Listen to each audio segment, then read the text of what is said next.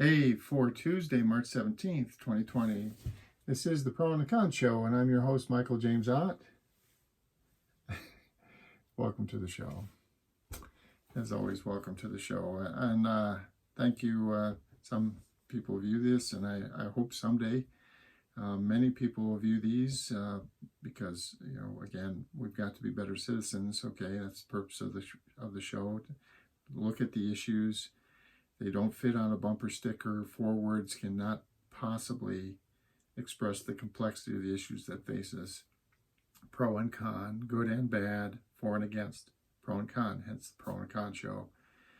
Today's show is called Apathy. And as I've said in the past, I have, I'm trying to be a better citizen, okay?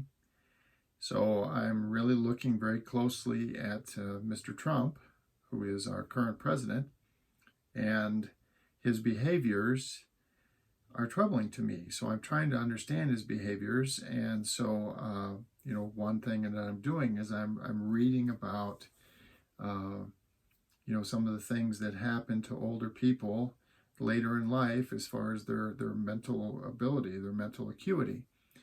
And it's clear, I've watched videos of Mr. Trump from, 15, 20, 30 years ago versus today.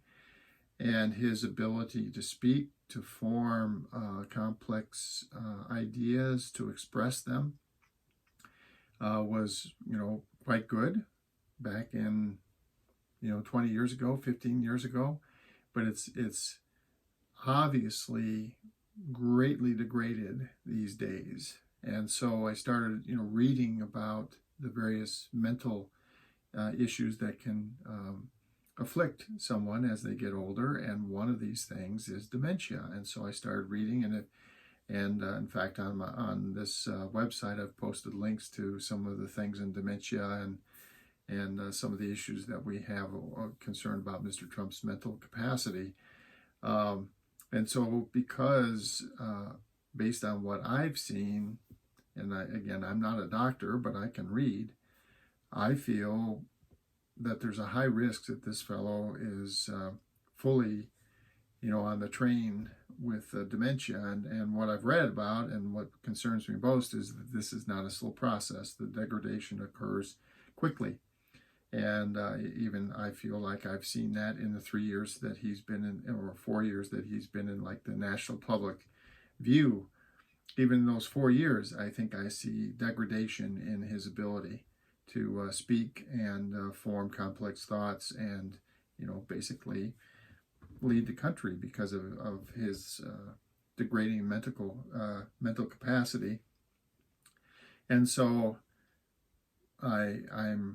hey, we can't have this guy in office anymore. Of course, and it actually was a surprise to me how much the various long-term, lifetime Republicans, the politicians, have, run to this man's side and supported him despite obvious, truly, purely obvious, ongoing mental capacity issues and misspeak and, just flat out not saying things that are even rational or remotely true all the time. I mean, this is an ongoing thing. So I've been, because he can't be president, and in this show I talk about apathy, and so that was me. I was very apathetic up until the last handful of years because I didn't really care, Ronald Reagan, Jimmy Carter, Bush, Al Gore, all the way through all these people. It's okay. It's okay. I thought a little bit more highly of some than others, but for the most part, I was pretty apathetic. Well, now it's really a serious thing because of all those people, I never really ever had any concern that they were struggling with their mental capacity. Now, they may have had very different views from what I had, or maybe different moral code than I had, but I never was doubting ever that they had the mental aptitude to at least understand information and process it and lead the nation. And but now it's really a problem. And here's the biggest part about the apathy thing that I want to talk about today, and that is, I've never been like a devout Republican. I've never been a devout Democrat. At the moment, I'm campaigning more for Democrats than I am Republicans, although I have signs for both out in my front yard. Some of the local Republicans here I feel pretty good about, as I do also several of the local Democrats. So I have a mixture of signs in my front yard for the various candidates that I think are the better ones. Don't care, Republican or Democrat. But as I'm doing some stuff to try to support mostly the Democrats, frankly, most of the things I'm doing because, again, Mr. Trump can't remain in office, at least in my mind, it can't, and the Republican Party is supporting him. So a lot of these people that support him, they can't be in office either because Mr. Trump can't be there. They can't be there because they're just blindly following this fellow. So, and that's where the apathy. As I'm talking to people, I'm making calls and talking to a lot of different people. And I don't care whether you're a Democrat or Republican. Oh gosh, it breaks my heart to hear people say, "Oh, I'm a Democrat. I'm a lifelong Democrat. I always vote Democrat," or I'm a lifelong Republican. I've always voted Republican. I always will vote Republican. Folks, I don't care what party. There's only two parties, and the candidates we've had, I guarantee you, both parties have put forth really bad candidates over the years. I mean, we've seen them. And all levels of the organization, there are some really, really bad candidates. And so just to vote the ticket and say, I'm going to vote all Democratic and I'm going to do all Republican, and it matters not what's been going on over the last handful of years. It matters not that whether any of these people on the board are, mentally incapacitated. Basically, it matters not, really. Come on, we've got to be better citizens. We've got to be better citizens. We've got to be. And part of that is not just blindly following the party that you've always followed.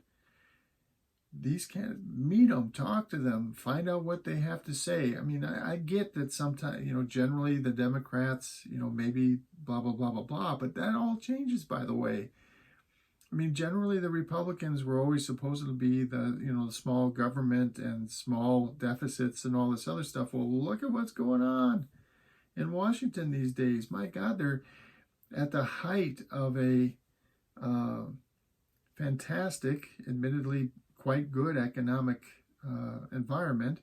Admittedly, some of the people were not, their standard of living wasn't the greatest for a lot of people, but still, unemployment low, wage earnings were increasing, and so on, and our deficits $1 trillion plus in the good times, in the good economic times. This is under a Republican administration. And they don't even blink an eye. They don't even talk about it. And so now that, and they're, the Constitution and all this, and it's funny because I remember there was a period of time when the Republicans were the party of, fiscal responsibility and constitutional, integrity, and now it's the Democrats who are kind of doing that instead of the Republicans. Although no one's talking about the deficit, really. Gosh, I've talked about that before. But anyway, so the whole point being, coming back to the point, look, don't be a party person, Democrat or Republican. Don't. In fact, we need to replace it all with the citizen statesman. Okay, the era of the citizen statesman, the 28th Amendment to the Constitution, that actually tells us how to fill that great structure that we have with great people like you and I, instead of all these people that would be king, that are the puppets of the puppeteers that run our political parties. But until then, gosh, please don't be so apathetic. Please do not just vote Republican. Do not just vote Democrat. Look at the candidates, get the information, take the time to be good citizens. Okay, so for Tuesday, March 17, 2020, this has been the Pro and Con Show. I'm your host, Michael James Ott. Thanks again for watching, and until the next show, bye for now.